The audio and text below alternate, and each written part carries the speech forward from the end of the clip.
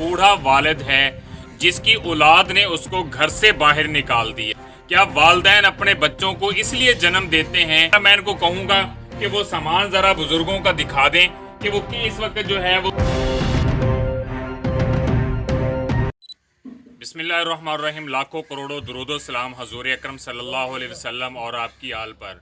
नाजरीन, हम इस वक्त डिस्ट्रिक्ट विहाड़ी के एक चक है वहाँ पर मौजूद हैं WB 62 के अंदर। तो यहाँ पर ये चीज़ देखने में आई है कि एक बूढ़ा वालिद है जिसकी औलाद ने उसको घर से बाहर निकाल दिया। ना कि सिर्फ उसको घर से बाहर निकाला, उसका जो सामान है वो भी घर के बाहर फेंक दिया। क्या वालिदैन अपने बच्चों को इसलिए जन्म देते हैं कि वो बड़े हो के बच्चे जो हैं वो वालिदैन के साथ ऐसा सलूक करेंगे? मैं अपना कैमरामैन को कहूँगा कि वो सामान ज़रा बुज़ुर्गों का दिखा दें कि वो इस वक्त जो है वो किस अंदाज से बाहर बिखरा हुआ है। लेकिन जो है यहाँ का कोई ऐसा जो इलाके का ज़िम्मेदार, कोई ऐसा नंबरदार नहीं है जो उस बुज़ुर्ग मोहम्मद मुश्ताक की जो है वो मदद कर सके। लेकिन अहले इलाका यहाँ पर मौजूद हैं, हम उनसे भी बात करते हैं। एक मुश्ताक साहब का बेटा जो है माजूर है, बल्कि बीमार है, वो चल नहीं सकता क्योंकि उसको बीमारी बहुत ज़्यादा है। तो इस वक्त हमारे साथ मुअज़्ज़ज़ जो है इलाके के एक डॉक्टर साहब है वो मौजूद है हमारे साथ। मज़ीद हम उनसे जानते हैं। डॉक्टर साहब थोड़ा सा आगे आ जाइएगा। जी बताइएगा डॉक्टर साहब, जिस वक्त ये वाक़या पेश आया आपको भी मुश्ताक साहब ने बताया, तो उस हवाले से क्या कहते हैं आप? ये मेरे रिश्ते में ताया लगता है। तो दूसरा मेरा कज़न है।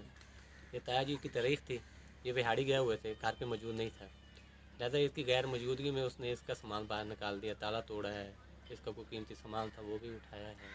ठीक है, इसने मुझे कॉल की है, फिर हम आए हैं, लेकिन वो घर पे मौजूद नहीं था। हमने जो कार्रवाई की है, लेकिन यह हमारी इल्तमास है RPO साहब से, DC साहब से, IG साहब से कि हमें इंसाफ दिया जाए, हमारे ताया को इंसाफ मिलना चाहिए।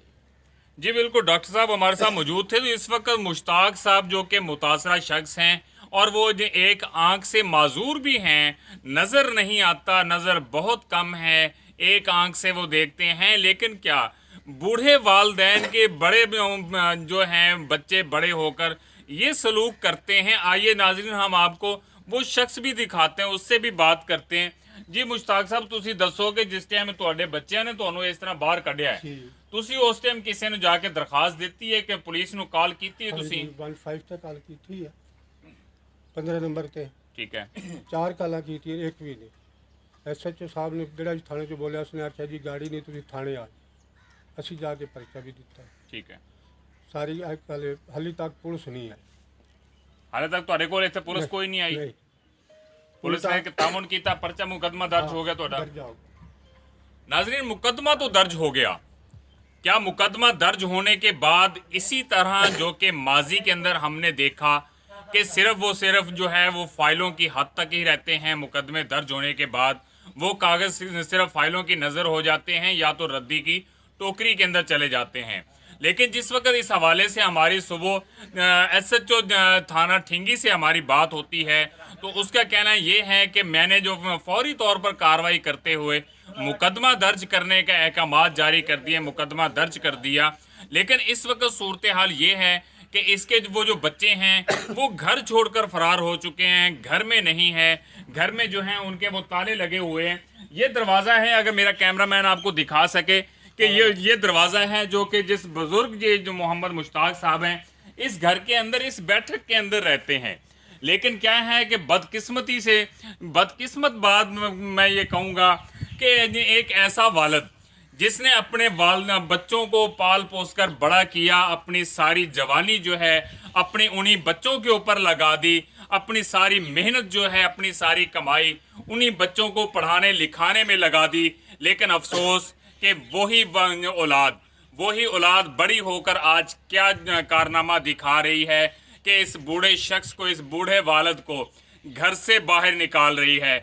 इस वक्त अहले इलाका भी यहाँ पर मेरे साथ मौजूद हैं जो कि एहतजाज कर रहे हैं इस बात का कि इस बूढ़े शख्स को, मोहम्मद मुश्ताक को जो है वो इंसाफ दिया जाए। मैं मुतालबा करूँगा DPO विहाड़ी से, RPO मुल्तान से कि जनाब आप तो बहुत इंसाफ पसंद हैं, इस बुज़ुर्ग के साथ इंसाफ कौन करेगा? पाकिस्तान की आला अदलिया से मैं मुतालबा करूँगा कि वालदैन के जो उनका एक्ट बनाया गया है उनके हकूक़ के लिए, उनके ऊपर अमल दरामद जो है वो करवाया जाए, ताकि ऐसे बूढ़े वालदैन जो हैं वो दर बदर की ठोकरें ना खाएं। हमने बहुत सारी जगह पर ये चीज़ देखी है। आज मजबूर होकर हमें बिहाड़ी के अंदर आके ये प्रोग्राम करना पड़ रहा है कि ऐसे बुज़ुर्गों के साथ इंसाफ कौन करेगा।